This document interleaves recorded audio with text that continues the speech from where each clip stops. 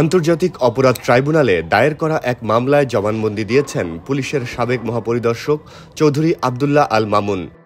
5 পৃষ্ঠার জবানবন্দিতে 2018 সালে ভোট জালিয়াতি, গুম, খুন ও জুলাই আন্দোলন দমনে মারণাস্ত্র ব্যবহার নিয়ে তিনি নিজের বক্তব্য তুলে ধরেছেন।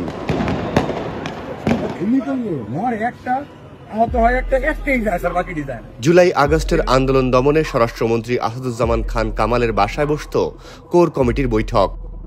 19 জুলাই থেকে প্রায় প্রতি রাতে হওয়া এই বৈঠকের একটিতে বৈষম্য বিরোধী আন্দোলনের সমন্বয়কদের আটকের বিষয়ে সিদ্ধান্ত হয় বলে জানান মামুন। ওই সিদ্ধান্তের পরিপ্রেক্ষিতে ডিজিএফআই ও ডিবি প্রধান হারুনকে আটক করার দায়িত্ব দেওয়া হয়। আন্দোলন দমাতে এক পর্যায়ে হেলিকপ্টারের মাধ্যমে আন্দোলনে নজরদারি, গুলি করা ও ভীতিকর পরিবেশ সৃষ্টির উদ্দেশ্যে গোপন পরিকল্পনা করা হয় বলে জবানবন্দিতে জানান তিনি। স্বরাষ্ট্রমন্ত্রীর সঙ্গে ডিএমপি কমিশনারের সরাসরি যোগাযোগ ছিল উল্লেখ করে তিনি বলেন, ডিএমপি প্রধান ও ডিবি প্রধান মারণাস্ত্র ব্যবহারে অতি উৎসাহী ছিলেন। স্বরাষ্ট্রমন্ত্রী চাইতেন যে কোনোভাবেই হোক আন্দোলন দমন করতে হবে। গত বছরের 18 জুলাই ডিএমপি কমিশনার প্রকাশ্যে চাইনিজ রাইফেল ব্যবহার করে গুলি করার নির্দেশ দেন। সাবেক এই র্যাব প্রধান আরও বলেন, র্যাবের মাধ্যমে কোনো ব্যক্তিকে উঠিয়ে আনা বা গুম করার নির্দেশনা বা ক্রস ফায়ারে হত্যা করার মতো সিরিয়াস নির্দেশনাগুলো সরাসরি প্রধানমন্ত্রীর দপ্তর থেকে আসতো বলে তিনি শুনেছেন। তবে তার সময়ে তিনি এরকম কোনো আদেশ পাননি বলে জানান।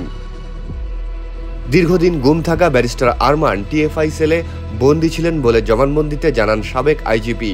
তবে তাকে অনেক আগে তুলে আনা হয় এবং র্যাবে তার পূর্ববর্তী ডিজি বেনজির আহমেদের দায়িত্ব হস্তান্তরকালে ব্যারিস্টার আরমানের আটক থাকার বিষয়টি তাকে অবহিত করেন। 18 নির্বাচন প্রসঙ্গে মামুন বলেন, সে সময় তিনি ডিআইজি ঢাকা রেঞ্জ হিসেবে কর্মরত ছিলেন। তার ভাষ্যমতে আইজিপি জাবেদ পাটোয়ারি রাতের বেলায় ব্যালট বাক্সে প্রায় 50% মতো ব্যালট রাখার পরামর্শ সাবেক প্রধানমন্ত্রী শেখ হাসিনাকে প্রদান করেন। বৈষম্য বিরোধী আন্দোলনকে দমন করতে গিয়ে সরকারের নির্দেশনায় এবং অতি উৎসাহী পুলিশ অফিসার ও পুলিশ বাহিনীর অতিরিক্ত বল প্রয়োগ এবং জনগণের ওপর গুলি করা সহ নির্বিচারে নির্যাতন, গ্রেপ্তার ও অসংখ্য মানুষকে আহত ও হত্যা করায় সাবেক পুলিশ প্রধান হিসেবে জবানবন্দিতে অনুতাপ ও ক্ষমা প্রকাশ করেন সাবেক আইজিপি মামুন।